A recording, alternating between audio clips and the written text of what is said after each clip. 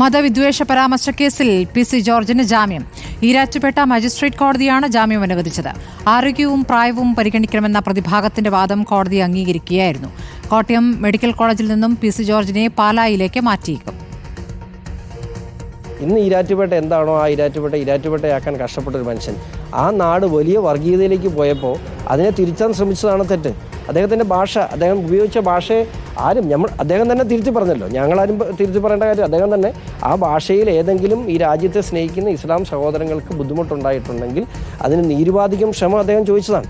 പക്ഷേ എന്ന് വെച്ചുകൊണ്ട് ഒരു പൊതുപ്രവർത്തകന് തന്നെ നാട്ടിലുണ്ടാകുന്ന ഇത്തരം രാജ്യവിരുദ്ധ ശക്തികൾക്കെതിരെ സംസാരിക്കാതിരിക്കാൻ കഴിയുമോ? പി.സി. ജോർജ് സംസാരിച്ചേ പറ്റുള്ളൂ. അഞ്ജന അനിൽകുമാർ വിവരങ്ങളുമായി. അഞ്ജന, നേരത്തെ ജാമ്യ വ്യവസ്ഥകൾ ലംഘിച്ചു എന്നുള്ള പരാമർശം കോടതി തന്നെ പി.സി. ജോർജിന്റെ കാര്യത്തിൽ നടത്തിയിട്ടുള്ളതാണ്. അപ്പോൾ കർശന ഉപാധികളോടുകൂടിയാണോ ജാമ്യം?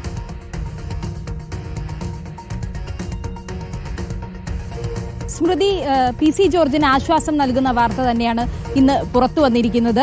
ജാമ്യം ഇന്ന് അനുവദിക്കുകയായിരുന്നു. ഈരാറ്റുപേട്ട മജിസ്ട്രേറ്റ് കോടതി ജാമ്യം അനുവദിച്ചു. ഉപാധികളോടുകൂടിയാണ് ജാമ്യം അനുവദിച്ചിരിക്കുന്നത്. ഇതിനു മുൻപ് സമാനമായ കുറ്റകൃത്യം പി.സി. ജോർജ് ആവർത്തിക്കുന്ന ഒരു സാഹചര്യം ഉണ്ടായിരുന്നു. അതിനാൽ തന്നെ ഇനി ഇത്തരത്തിലുള്ള സംഭവങ്ങൾ ആവർത്തിച്ചാൽ കർശനമായ നടപടി ആയിരിക്കും ഉണ്ടാകുക എന്ന ഒരു താക്കീത് കൂടി ഇപ്പോൾ കോടതിയുടെ ഭാഗത്തു നിന്നും നൽകിയിട്ടുണ്ട്. സമാനമായ പരാമർശങ്ങൾ എവിടെയെങ്കിലും നടത്തരുത് എന്നൊരു നിർദ്ദേശം കൂടി കോടതിയുടെ ഭാഗത്തു നിന്നും ഉണ്ടായിട്ടുണ്ട്. ഇന്നലെ പ്രതിഭാഗം ഉന്നയിച്ച പ്രധാന വാദങ്ങൾ പി.സി. ജോർജിന്റെ ആരോഗ്യം കണക്കിലെടുക്കണം എന്നതാണ്. ഗുരുതരമായ ആരോഗ്യ പ്രശ്നങ്ങളുണ്ട്.